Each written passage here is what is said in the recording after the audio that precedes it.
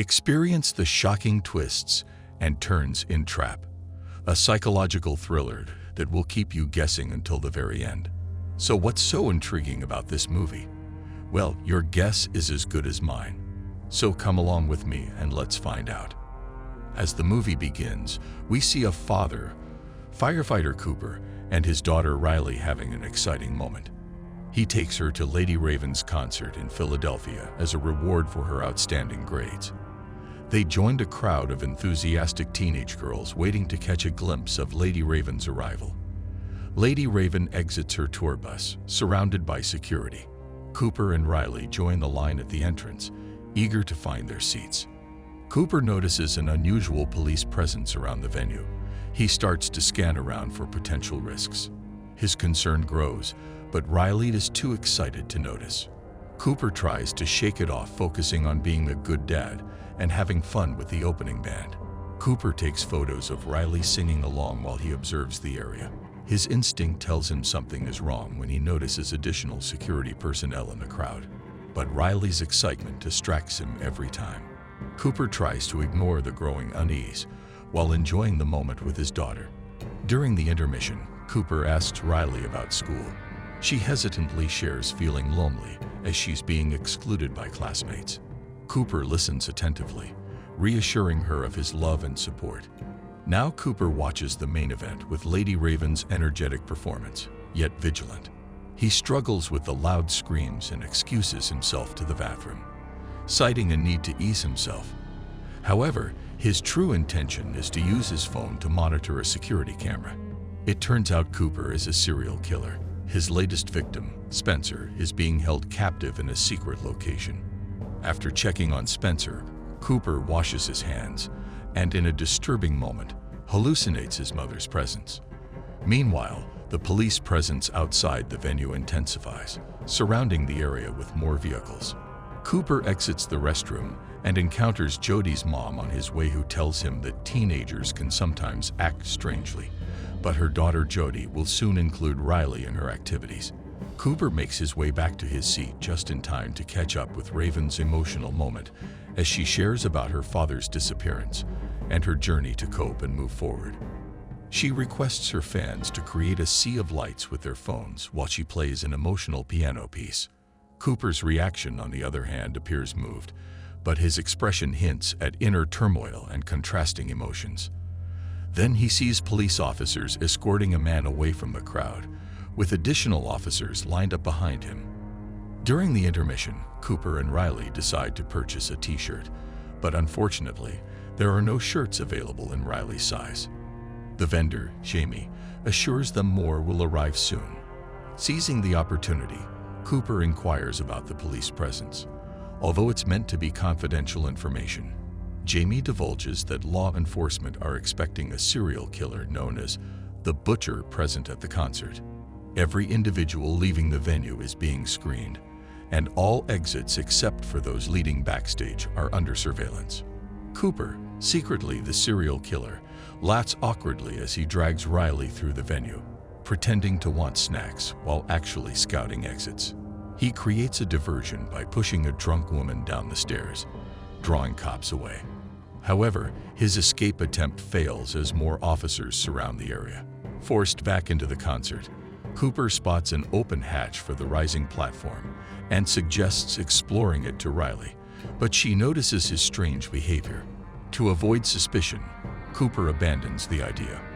Later, Cooper is seen accompanying Jamie to the supply room, seizing the opportunity to steal Jamie's keycard. Inside, Jamie reveals his fascination with the Butcher's case, victim photos on his phone, and the special employee training and password, Hamilton. Cooper now possesses not only the keycard access, but a critical information. And now his plans evolves, which is to utilize the keycard for escape or exploit Jamie's knowledge and maintain facade amidst intensifying police presence, while Riley remains oblivious to her father's true identity and evil intentions.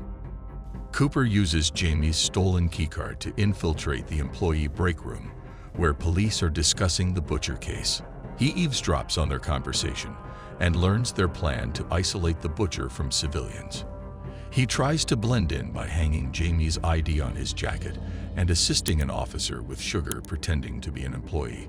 He steals a police radio on his way out from an unattended bag. Then he meets Jodi's mom again in the corridor. This time she's angry at his disregard, which triggered an argument between them, attracting two police officers towards them. Luckily for Cooper, a commotion at the entrance diverts their attention. A man is seen arrested, mistakenly suspected as the butcher. Cooper spots Josephine among the arresting officers. Cooper discreetly listens to the stolen police radio, learns the arrested man is actually a thief who panicked thinking they were here for him. Cooper remains hidden in plain sight, continues to gather information. As some officers move through the seating area to apprehend another man, Cooper listens attentively to the descriptions of the suspects. A white male in his 30s with an animal tattoo on his right arm. Fortunately, he discovers a bracelet on a girl's bag and puts it on to conceal the tattoo. After reviewing the venue's map on his phone, he informs Riley that he left his credit card at the t-shirt stand and steps away again. Through the radio, he learns that the FBI is establishing tents around the building and setting up barricades on the main streets. Cooper thinks about activating the fire alarm, but notices a security camera monitoring him. He also overhears Josephine speculating that he might attempt to pull the alarm trick. Instead, he decides to sneak into the burger stand and tamper with the fryer. Worker discovers bottles in hot oil. Sooner, chaos erupts as bottles explode, causing panic. Cooper seizes opportunity, steals an apron, blends in and heads to the roof, but encounters the police right there. He had a quick thought, claims he needed air after the kitchen incident, provides code Hamilton, and uses found wallet and venue card to verify identity. Before leaving, he asks who Josephine is. The cops reveal expertise as serial killer profiler and her successful track record. Heading back in, he sees a burned worker and begins to hallucinate his mother beside the victim, maintaining his disguise amidst growing chaos. Finds worried Riley, already made friends with nearby girls, so there's no need to worry about classmates anymore. She tells her dad. Now she explains this is the part where Raven picks a girl from the audience to go on the stage and backstage.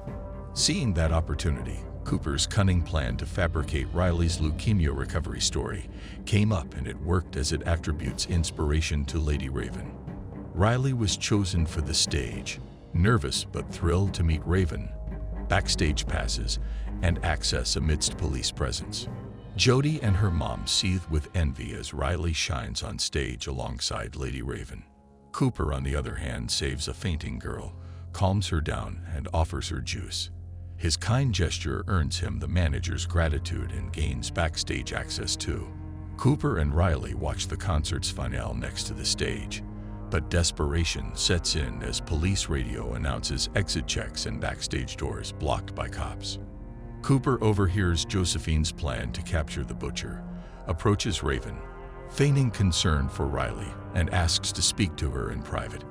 But on getting to Raven's dressing room, Cooper confesses he is the butcher and reveals Spencer's captivity on his phone. Trapped and desperate, Cooper's cunning plan takes a dark turn. Will Raven become Cooper's unlikely ally or seal his fate?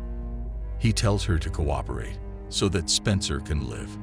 She convinces the cops about Cooper and Riley coming with her. However, Josephine's frustration grows as the crowd stalls at the entrance, yielding no results. Cooper directs the driver to his car, but Raven requests for a visit to her home. Riley gets excited and calls her mom for permission, but Cooper smiles and directs the driver to his home, luring Raven into his trap. Moments later, Cooper's wife, Rachel, welcomes them along with their other child. Cooper leans in to remind Raven to not make any moves, else he will not hesitate to take Spencer down. Over steaming cups of coffee and slices of cake, Rachel inquires about the concert. Raven shares details about the police operation. The receipt for a concert ticket hidden within one of the butcher's numerous decoy residences.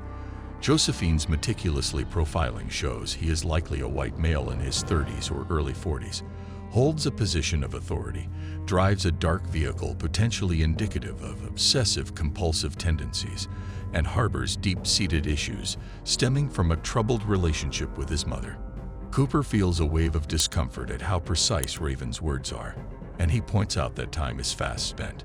In an unexpected twist, Raven suggests she plays a song on the family piano. She cleverly maneuvers Riley into sitting beside her, seizing the opportunity to snatch her phone without raising suspicion. Raven then asks if they could take a selfie. Riley frantically searches for her phone. Raven suggests she borrows Cooper's instead, deftly taking it from his grasp. After snapping the picture, Raven feigns a need for the bathroom and dashes inside, locking the door behind her with the phone in hand. Outside, Cooper begins to pound on the door, prompting concern from his family about his frantic behavior. Meanwhile, inside the bathroom, Raven finds herself with an unlocked phone and quickly contacts Spencer. She probes him for any details he can recall about their surroundings. Spencer shares observations like the color of a nearby door and mentions a statue close by. Raven initiates a live stream on her own device. She relays all of Spencer's insights to her followers until one viewer recognizes the location and promptly alerts cops. Raven also sends a text to her driver waiting outside, urging him to call the police as well. As she glances at Cooper's phone once more, she notices that the lock screen is now activated. Suddenly, Raven reveals that Cooper is the butcher. Disturbing sounds and screams echo from beyond the door, which bursts open to reveal a visibly shaken Cooper. He quickly checks his phone for updates on Spencer, only to discover he is gone. Cooper drags Raven to the garage, where he retrieves his crime bag and forcefully pushes her into Rachel's car, confirming Josephine's earlier claim about the color of his vehicle. Raven attempts to manipulate him with soothing maternal words, but Cooper remains unmoved. He chillingly declares that he will end Raven's life as his final act before erasing himself to put an end to the monster within him. When Cooper opens the garage door, he is met with the sight of his family blocking his path. Although he had locked them in Riley's room, he overlooked the window and the tree beside it.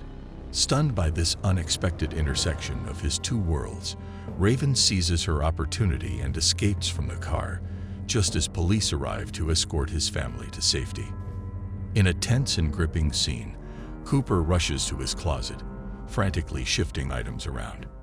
Meanwhile, Raven steps into her limousine, only to find her usual driver has been replaced by a police officer for added security.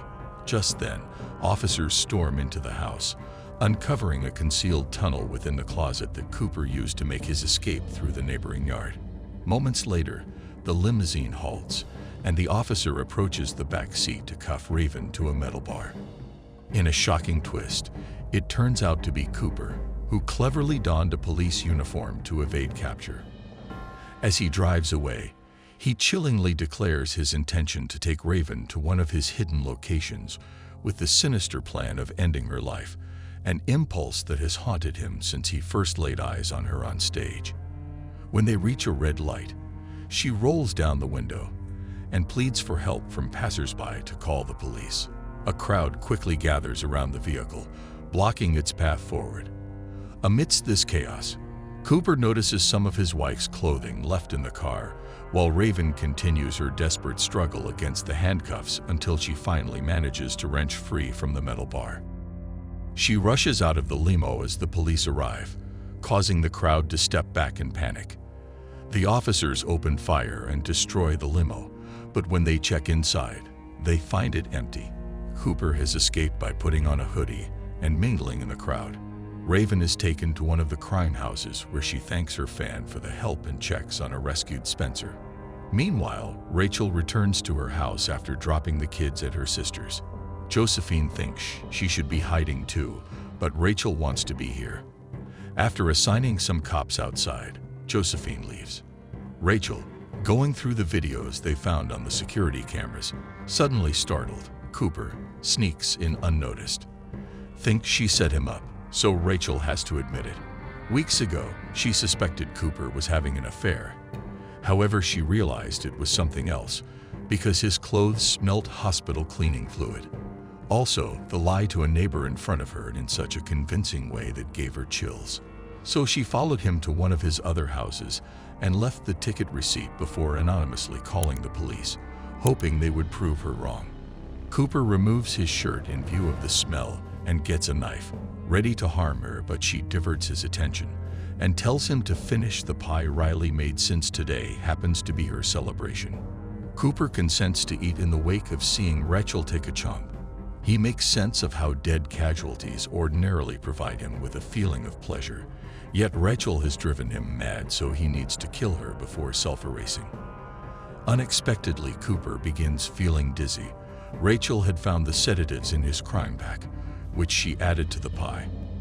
As he stands up, he hallucinates his mom and finds her at the entryway, calling him a monster. While in an attempt to move towards her, the police attacked him with a taser. He bounces on an official but gets another taser. At the point when a bound Cooper is hauled out of the house, he requests one moment to get Riley's fallen bike. At that point, Riley ran towards her dad and embraced him before he was taken. Cooper discovered he took a spoke from the bike and presently utilizes it to take his binds out while laughing. Later, Jamie sees Cooper's face on the news and panics in light of the fact that he helped a criminal. The end.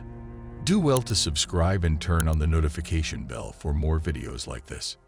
Thanks for watching.